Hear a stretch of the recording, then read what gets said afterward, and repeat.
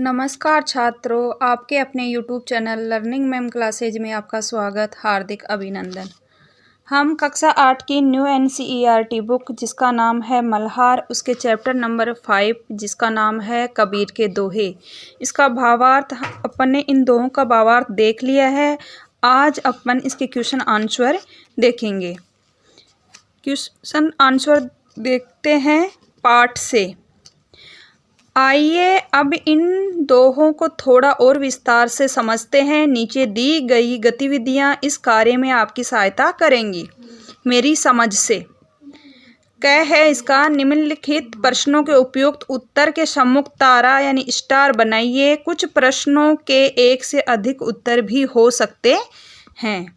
इसका पहला प्रश्न है, गुरु गोविंदों खड़े काके लागू पाय, बलहारी गुरु आपने गोविंद दियो बताए। इस दोहे में किसके विषय में बताया गया है?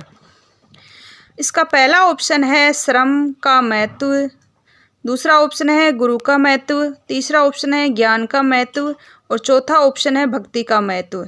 तो अपने को गुरु गोविंद दो खड़े, इसमें जो महत्व बताया गया है वो गुरु का महत्व बताया गया है। अब प्रश्न नंबर 2 है, अति का भला न बोलना, अति का भला न चुप, अति का भला न ब्रशना, अति की भली न धूप।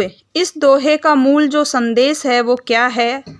अपन इसके ऑप्शन देखते हैं। इसमें पहला ऑप्शन है, हमेशा चुप रहने में ही हमारी भलाई है।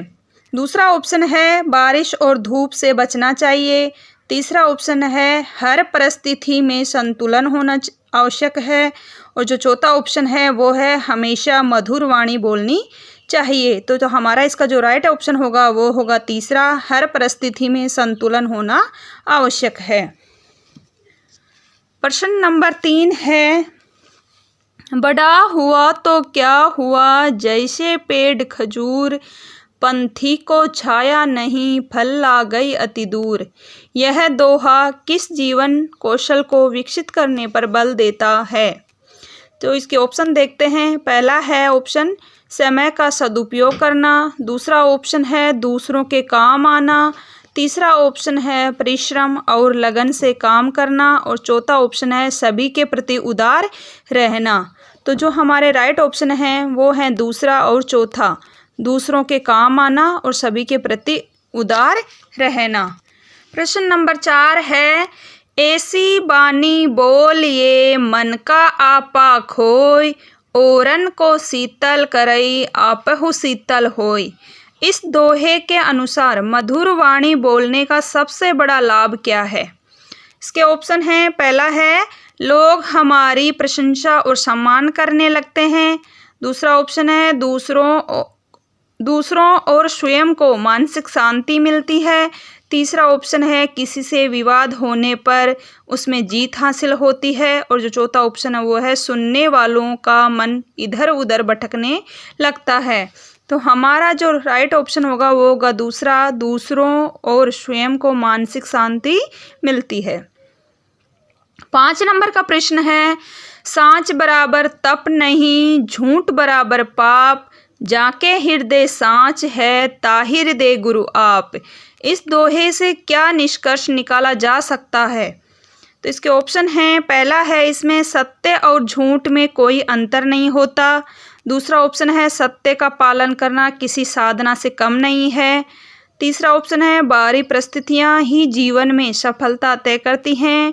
और चौथा ऑप्शन है, सत्य महत्वपूर्ण जीवन मूल्य है जिससे हृदय प्रकाशित होता है।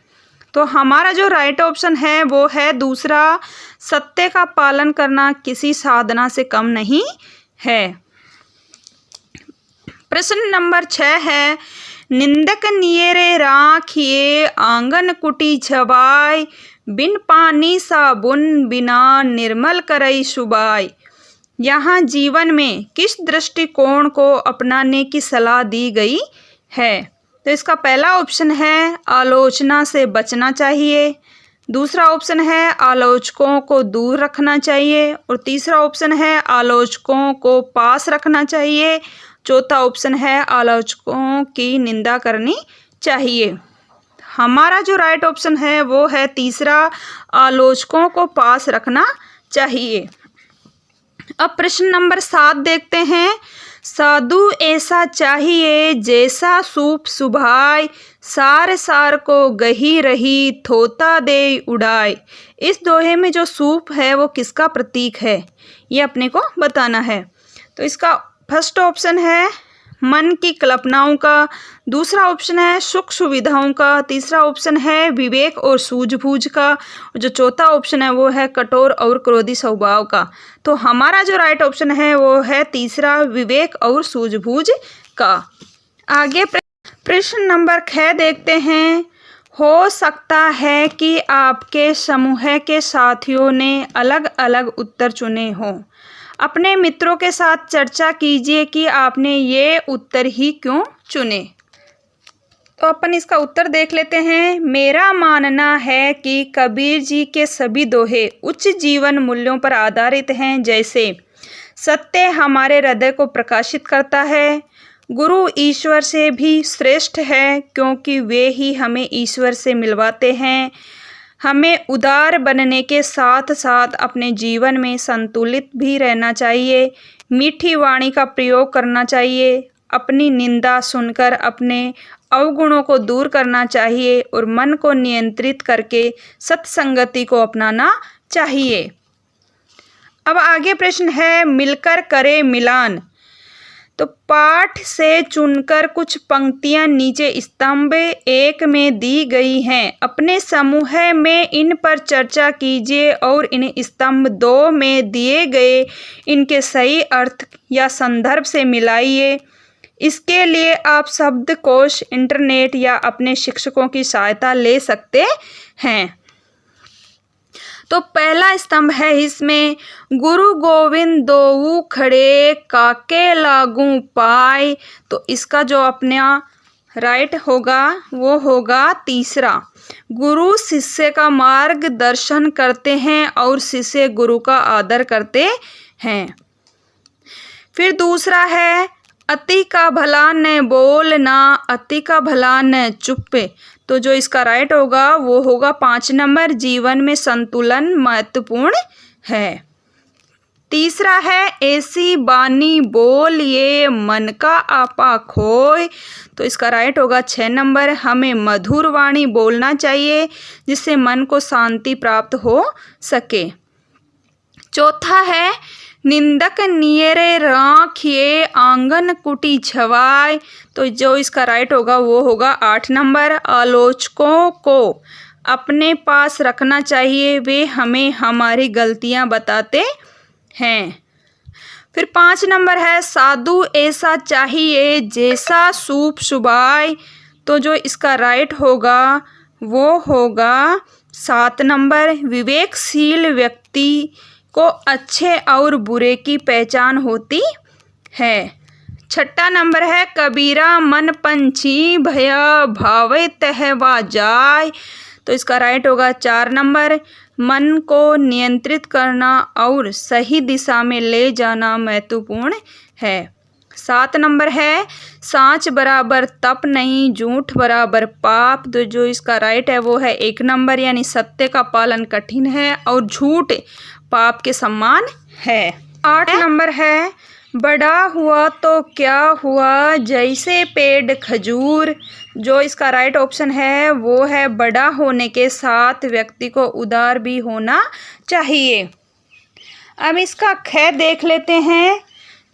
नीचे स्तंभ 1 में दी गई दोहों की पंक्तियों को स्तंभ 2 में दी गई उपयुक्त पंक्तियों से जोड़िए। स्तंभ फर्स्ट है और स्तंभ सेकंड, तो इनको मिलान करना है अपने को। पहला है इसमें, गुरु गोविंद दोऊ खड़े काके लागू पाए। तो इसका जो राइट होगा वो होगा 8 नंबर। आगे इसका दोहे की कड़ी होगी, बलिहारी गुरु आपने गोविंद दियो बताए। फिर दूसरा है, अति का भला न बोलना, अति का भला न चुप्पे। फिर इसकी जो लाइन है आगे की वो है 6 नंबर में, अति का भला न ब्रश ना, अति की भली न धूप। फिर तीसरा नंबर है, ऐसी बानी बोलिए मन का आपा खोय। तो इसके आगे की पंक्ति है 2 नंबर है, ओरन को शीतल करई आपहु शीतल होय। फिर 4 नंबर है, निंदक नियरे राखिए आंगन कुटी छवाय, बिन पानी साबुन बिना निर्मल करई सुबाय। इसमें 1 नंबर हो जाएगा। फिर 5 नंबर है, साधु ऐसा चाहिए जैसा सूप सुबाय। तो इसका 4 नंबर हो जाएगा आगे, सार सार को गही रही थोता दे उड़ाए। फिर 6 नंबर है, कबीरा मन पंछी भया भावई तहवा जाय, जो जैसी संगति करई सो तेषा फल पाए। तो इसका 7 नंबर सही हो जाएगा। फिर 7 नंबर का है, बड़ा हुआ तो क्या हुआ जैसे पेड़ खजूर, पन तीखो छाया नहीं फल आ गई अति दूर। तो इसका राइट ऑप्शन हो जाएगा 5 नंबर। फिर 8 नंबर का है प्रश्न है, सांच बराबर तप नहीं झूठ बराबर पाप, जाके हृदय सांच है ता हृदय गुरु आप। तो इसका जो राइट होगा वो हो जाएगा 3 नंबर। आगे क्या क्वेश्चन है, पंक्तियों पर चर्चा। पाठ से चुनकर कुछ पंक्तियां नीचे दी गई हैं, इन्हें ध्यानपूर्वक पढ़िए और इन पर विचार कीजिए। आपको इनका क्या अर्थ समझ में आया, अपने विचार अपने समूह में साझा कीजिए और लिखिए। तो इसका कै है, कबीरा मन पंछी भया भावई तहवा जाय, जो जैसी संगति करई सो तेषा फल पाए। तो इस पंक्ति का अपन उत्तर देखते हैं। कवि कहते हैं कि मन एक चंचल पक्षी के समान होता है, इसे जहाँ अच्छा लगता है वहीं चला जाता है, लेकिन हमें यह समझना चाहिए कि जैसी हमारी संगति होती है वैसा ही हमारे जीवन पर उसका प्रभाव पड़ता है, इसलिए हमें सत्संगति में रहना चाहिए। अब इसका 6 नंबर का प्रश्न है, सांच बराबर तप नहीं झूठ बराबर पाप, जाके हृदय सांच है ता हृदय गुरु आप। तो इसका उत्तर देख लेते हैं। कबीर जी कहते हैं कि सत्य के बराबर कोई तप नहीं है, क्योंकि सत्य का पालन करना कठिन कार्य है, तथा झूठ से बड़ा कोई पाप नहीं है। जिसके हृदय में सत्य है उसी के हृदय में ईश्वर स्वयं ईश्वर विराजते हैं। आगे है फिर सोच विचार के लिए। पाठ को पुनः ध्यान से पढ़िए, पता लगाइए और लिखिए। तो इसका कै नंबर, गुरु गोविंद दोऊ खड़े काके लागू पाए। इस दोहे में गुरु को गोविंद यानी ईश्वर से भी ऊपर स्थान दिया गया है। क्या आप इससे सहमत हैं? अपने विचार लिखिए। तो आप अगर इससे सहमत हैं तो आप क्या विचार लिखेंगे? उत्तर लिखेंगे, जी हाँ मैं इससे सहमत हूँ, क्योंकि गुरु ने अपने ज्ञान से ही हमें ईश्वर तक पहुँचने का रास्ता बताया है, इसलिए गुरु को गोविंद यानी ईश्वर से भी ऊपर स्थान देना सर्वोचित है। अब इसका ख देखते हैं। बड़ा हुआ तो क्या हुआ जैसे पेड़ खजूर। इस दोहे में कहा गया है कि सिर्फ बड़ा या संपन्न होना ही पर्याप्त नहीं है, बड़े या संपन्न होने के साथ साथ मनुष्य में और कौन कौन सी विशेषताएं होनी चाहिए, अपने विचार साझा कीजिए। तो आपको बताना है कि बड़ा होना ही संपन्न नहीं होता, उसमें क्या गुण होने चाहिए उसके साथ साथ वो आपको बताना है। उत्तर में दयालु, सहानुभूति, आत्मविश्वासी, उदारता, धैर्य, सत्य एवं मृदुभाषी, करुणा, ईमानदारी, सहनशीलता तथा निस्वार्थता जैसी विशेषताएं मनुष्य में होनी चाहिए। फिर गैर नंबर का क्वेश्चन है, ऐसी बानी बोलिए मन का आपा खोय। क्या आप मानते हैं कि शब्दों का प्रभाव केवल दूसरों पर ही नहीं स्वयं पर भी पड़ता है? आपके बोले गए शब्दों ने आपके या किसी अन्य के स्वभाव या मनोदशा को कैसे परिवर्तित किया, उदाहरण सहित बताइए। तो इसका उत्तर लिखेंगे, मैं मानता हूँ कि शब्दों का प्रभाव केवल दूसरों पर ही नहीं सतह पर भी पड़ता है। दरअसल कुछ महीने पहले मेरे स्कूल की तरफ से बच्चों को पिकनिक पर ले जाया गया था। उसके लिए बड़ों की अनुमति अनिवार्य थी। मेरे दादाजी बहुत उग्र और क्रोधी स्वभाव के हैं, उनसे अनुमति मांगना बहुत कठिन था। माँ ने समझाया कि उनसे प्रेम से अनुमति ले लो। मैंने भी किसी तरह हिम्मत की और बड़े ही प्रेम एवं सहनशीलता के साथ अनुमति मांगी। इस प्रकार आपको बताना है। आगे इसका घ नंबर का प्रश्न देखता है। जो जैसी संगति करई सो तैसा फल पाए। हमारे विचारों और कार्यों पर संगति का क्या प्रभाव पड़ता है, उदाहरण सहित बताइए। तो इसका उत्तर लिखेंगे, हमारे विचारों और कार्यों पर संगति का बहुत प्रभाव पड़ता है। इस बात का जीता जागता उदाहरण मैं स्वयं हूँ। मैं शुरू से ही पढ़ने में अच्छा रहा हूँ, किंतु जब मैं कक्षा 6ठी में गया तो मेरी मित्रता हमारी कक्षा में आए नए लड़के से हो गई। उसका मानना था कि ज़्यादा पढ़कर क्या करना है, पास ही तो होना है। यह सोचकर वह पूरा दिन मौज मस्ती करता रहता था। इसलिए मैं भी उसके साथ रह कर ऐसे ही विचारों वाला हो गया। आगे है दोहे की रचना। दोहा है, अति का भला न बोल ना, अति का भला न चुप, अति का भला न ब्रश ना, अति की भली न धूप। इन दोनों पंक्तियों पर ध्यान दीजिए। इन दोनों पंक्तियों के दो भाग दिखाई दे रहे हैं। इन चारों भागों का पहला शब्द है अति। इस कारण इस दोहे में एक विशेष प्रभाव उत्पन्न हो गया है। आप ध्यान देंगे तो इस कविता में आपको ऐसी कई विशेषताएं दिखाई देंगी, जैसे दोहों की प्रत्येक पंक्ति को बोलने में एक समान समय लगता है। अपने अपने समूह में मिलकर पाठ में दिए गए दोहों की विशेषताओं की सूची बनाइए। तो आपको ऐसे शब्दों का निर्माण करना है जिनके जो पहले शब्द हैं वो एक जैसे ही हो। तो इसमें कह दे रखा है अपने को, दोहों की उन पंक्तियों को चुनकर लिखिए जिनमें इसका 1 नंबर है, एक ही अक्षर से प्रारंभ होने वाले, जैसे राजा, रस्सी, रात। इनमें जो रह है वो 3 बार आया है। तीनों शब्दों में 2 या 2 से अधिक शब्द एक साथ आए हैं। तो ऐसे ही आपको कुछ प्रश्न बनाने हैं जिनमें 2 शब्द एक साथ आए हो। तो जैसे उत्तर लिखेंगे इसमें, जैसे क लगाकर लिखो, गुरु गोविंद दोऊ खड़े काके लागू पाए। तो इसमें गुरु और गोविंद दोनों के एक ही जैसे शब्द हैं।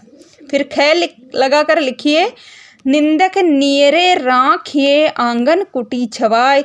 तो इसमें निंदक और नियरे ये दोनों शब्द एक जैसे ही हैं। फिर ग लगा के लिखिए, साधु ऐसा चाहिए जैसा सूप सुभाए। तो जो इसमें सूप और सुभाए है वो दोनों शब्द एक जैसे ही हैं। फिर घ लगा के लिखेंगे, जो जैसी संगति करई सो तैसा फल पाए। तो जो और जैसी ये दोनों शब्द एक जैसे ही हैं।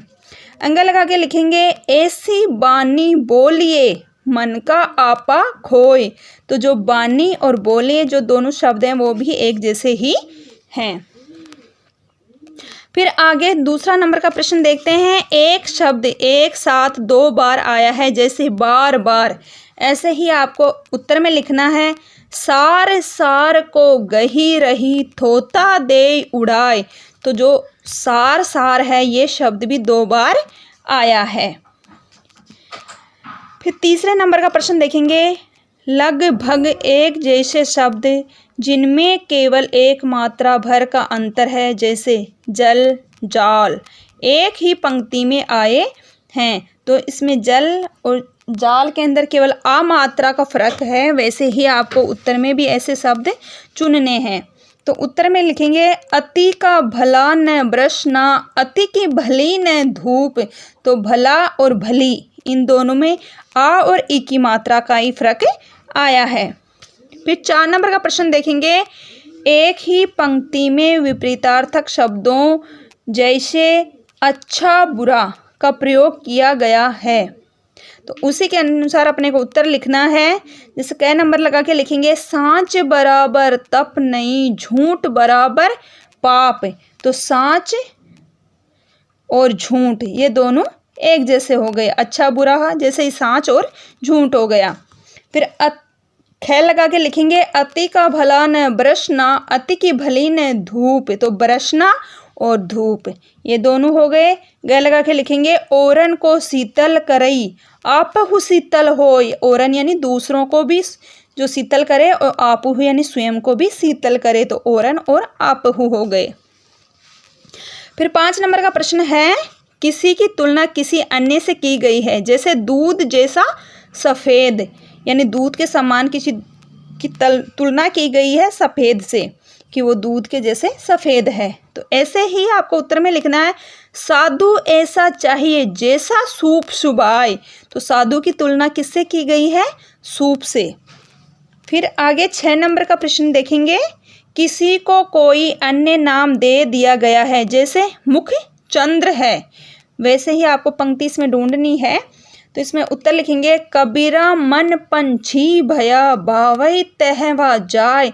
तो मन किसके अनुसार बताया गया? इसमें पंछी के अनुसार। तो किसकी मन की तुलना किससे कर दी गई है? पंछी से। जैसे मुख की तुलना इसमें चंद्रमा से की गई है, वैसे ही अपने को मन की तुलना पंछी से की गई है। फिर 7 नंबर का प्रश्न देखेंगे, किसी शब्द की वर्तनी थोड़ी अलग है। जैसे चुप के स्थान पर चूप। ऐसे ही आपको उत्तर में लिखना है, जैसे साधु ऐसा चाहिए जैसा सूप सुभाए। तो साधु और सुभाए इन दोनों में अंतर हो गया। फिर 8 नंबर का प्रश्न देखेंगे अपन, उदाहरण द्वारा कही गई बात को समझाया गया है। तो आपको उत्तर में लिखना है, बड़ा हुआ तो क्या हुआ जैसे पेड़ खजूर। फिर ख लगा के लिखेंगे, निंदक नियरे राखिए आंगन कुटी छवाए, बिन पानी साबुन बिन निर्मल करे सुभाए। फिर ग नंबर लगा के लिखेंगे, साधु ऐसा चाहिए जैसा सूप सुभाए, सार सार को गही रही थोता दे उड़ाए। फिर आगे का प्रश्न है, अनुमान और कल्पना से अपने समूह में मिलकर चर्चा कीजिए। तो इसका क है, इसमें दे रखा है, गुरु गोविंद दोऊ खड़े कांके लागू पाए। इसमें पहला नंबर का दे रखा आपको, यदि आपके सामने यह स्थिति होती तो आप क्या निर्णय लेते और क्यों। तो इसका उत्तर लिखेंगे, मैं अपने गुरु के चरणों को पहले नमन करता, क्योंकि इन्हीं के ज्ञान और मार्गदर्शन से मुझे ईश्वर के दर्शन हुए होते।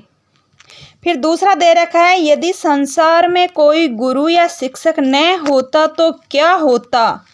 इसका उत्तर आपको लिखना है, संसार में ज्ञान का प्रकाश कभी नहीं फैलता और ईश्वर प्राप्ति भी संभव न होती। फिर ख देखते हैं, अति का भला न बोलना, अति का भला न चुप। तो इसमें पहला है, यदि कोई व्यक्ति बहुत अधिक बोलता है या बहुत चुप रहता है तो उसके जीवन पर क्या प्रभाव पड़ सकता है। इसका उत्तर आपको लिखना है, अधिक बोलने वाले व्यक्ति की बात का लोगों पर कम असर पड़ता है और कम बोलने वाले को लोग संकोची और डरपोक समझते हैं। फिर दूसरा है इसका, यदि वर्षा आवश्यकता से अधिक या कम हो तो क्या परिणाम हो सकते हैं। इसका उत्तर आपको बताना है। उत्तर में लिखेंगे, यदि वर्षा आवश्यकता से अधिक हो तो फसलें बर्बाद हो जाती हैं, बाढ़ आ जाती है तथा जीवन तहस नहस हो जाता है। इसी तरह अगर वर्षा आवश्यकता से कम हो तो अकाल पड़ जाता है, लोग भूख प्यास से दम तोड़ने लगते हैं। फिर तीसरा प्रश्न है इसका, आवश्यकता से अधिक मोबाइल या मल्टीमीडिया का प्रयोग करने से क्या परिणाम हो सकते हैं। तो इसका आपको उत्तर लिखना है, आंखें खराब हो जाती हैं, इससे स्वास्थ्य संबंधी अनेकों अन्य समस्याएं भी हो जाती हैं, जैसे सिर दर्द, नींद की समस्या, तनाव, सामाजिक अलगाव, अवसाद आदि। इसके अलावा कक्षा में खराब शैक्षणिक प्रदर्शन और समय की बर्बादी भी होती है। आगे गए है सांच बराबर तप नहीं, झूठ बराबर पाप। तो इसका जो पहला है वो देखते हैं, झूठ बोलने पर आपके जीवन पर क्या प्रभाव पड़ सकता है। तो इसका उत्तर लिखेंगे, झूठ बोलने पर हम लोगों का भरोसा खो सकते हैं, हमें समाज में झूठ पकड़े जाने पर शर्मिंदगी उठानी पड़ सकती है और हमारा आत्मसम्मान खतरे में पड़ सकता है। फिर दूसरा है इसका प्रश्न, कल्पना कीजिए कि आपके शिक्षक ने आपके किसी गलत उत्तर के लिए अंक दे दिए हैं, ऐसी परिस्थिति में आप क्या करेंगे। तो इसका उत्तर लिखना है आपको, मैं जाकर बड़ी शालीनता के साथ उन्हें बता दूंगा कि उन्होंने मुझे गलती से उस प्रश्न के उत्तर के अंक दे दिए हैं जो गलत था। फिर घ नंबर का प्रश्न है, ऐसी बाणी बोलिए मन का आपा खोए। तो इसका पहला प्रश्न देखते हैं, यदि सभी मनुष्य अपनी वाणी को मधुर और शांति देने वाली बना लें तो लोगों में क्या परिवर्तन आ सकते हैं। तो इसका उत्तर लिखना है आपको, सभी एक दूसरे की बात को बड़े ध्यान से सुनेंगे और सबका मन प्रसन्न और शांत रहेगा। लोग एक दूसरे से प्रभावित होंगे तथा एक दूसरे के असंभव कार्य को भी संभव बनाने का भरपूर प्रयत्न करेंगे। प्रेम एवं भाईचारा बढ़ेगा, हमारे संबंध हैं जो सुदृढ़ होंगे। फिर इसका जो दूसरा प्रश्न है वो है, क्या कोई ऐसी परिस्थिति हो सकती है जहाँ कटु वचन बोलना आवश्यक हो, अनुमान लगाइए। तो इसका उत्तर लिखेंगे, मेरे अनुमान में यह मधुर वाणी से किसी भी परिस्थिति पर विजय पा सकते हैं। ऐसी कोई परिस्थिति नहीं हो सकती जहाँ कटु वचन बोलना आवश्यक हो। फिर इसका अंग देखते हैं, बड़ा हुआ तो क्या हुआ जैसे पेड़ खजूर। इसका प्रश्न है, यदि कोई व्यक्ति अपने बड़े होने का अहंकार रखता हो तो आप इस दोहे का उपयोग करते हुए उसे बड़े होने या संपन्न होने का क्या अर्थ बताएंगे या समझाएंगे। तो उत्तर में लिखेंगे, मैं उसे समझाऊंगा या समझाऊंगी कि खजूर का पेड़ बहुत ऊंचा होता है किंतु उसकी छाया एवं फल थके राहगीर को आराम नहीं दे पाते। ठीक वैसे ही यदि आप बहुत बड़े बन गए हैं किंतु आपका बड़प्पन किसी के काम नहीं आया तो आपका बड़प्पन व्यर्थ है, आपको उदार बनना चाहिए। फिर दूसरा प्रश्न देखते हैं, खजूर नारियल आदि ऊंचे वृक्ष अनुपयोगी नहीं होते हैं, वे किस प्रकार से उपयोगी हो सकते हैं बताइए। उत्तर लिखेंगे, खजूर नारियल आदि ऊंचे वृक्ष भी अनेक प्रकार से उपयोगी होते हैं। खजूर फल, लकड़ी और अन्य उपयोगी चीज़ों के लिए जाना जाता है। नारियल का फल, पानी और तेल अत्यंत उपयोगी होते हैं। तो इसका जो गै प्रश्न वो देखते हैं, आप अपनी कक्षा का कक्षा नायक या नायिका यानी मॉनिटर चुनने के लिए किसी विद्यार्थी की किन किन विशेषताओं पर ध्यान देंगे। तो उत्तर में लिखेंगे, वह व्यक्ति अनुशासन प्रिय, समय का पाबंद, सत्यवादी, ईमानदार तथा मेहनती हो। ऐसे ही स्टूडेंट को आप अपना मॉनिटर चुनेंगे। फिर च है, निंदक नियरे राखिए आंगन कुटी छवाए। तो इसका पहला प्रश्न देखते हैं, यदि कोई आपकी गलतियों को बताता रहे तो आपको उससे क्या लाभ होगा। उत्तर में लिखेंगे, मैं अपनी गलतियां जानकर उन्हें सुधारने का प्रयत्न करूंगी ताकि एक अच्छा इंसान बन सकूं मैं। फिर इसका दूसरा प्रश्न है, यदि समाज में कोई भी एक दूसरे की गलतियां न बताए तो क्या होगा। उत्तर में लिखेंगे, समाज में सुधार की संभावना नहीं बचेगी, जो जैसा है वैसा ही रहेगा। फिर 6 नंबर है, 6 है इसका, साधु ऐसा चाहिए जैसा सूप सुभाए। तो इसका पहला देखते हैं, कल्पना कीजिए कि आपके पास सूप जैसी विशेषता हो तो आपके जीवन में कौन कौन से परिवर्तन आएंगे। तो आपको उत्तर लिखेंगे, अगर मेरे पास सूप जैसी विशेषताएं हो तो मैं अपने अंदर प्रेम, ईमानदारी, सच्चाई, उदारता तथा अन्य सद्गुणों को अपनाऊंगा तथा समाज में अपनी जगह बना पाऊंगा या पाऊंगी। फिर दूसरा नंबर प्रश्न है इसी का, यदि हम बिना सोचे समझे हर बात को स्वीकार कर ले तो उसका हमारे जीवन पर क्या प्रभाव पड़ेगा। तो इसका उत्तर लिखेंगे, कोई भी हमें मूर्ख बना पाएगा, हमारा फायदा भी उठा पाएगा।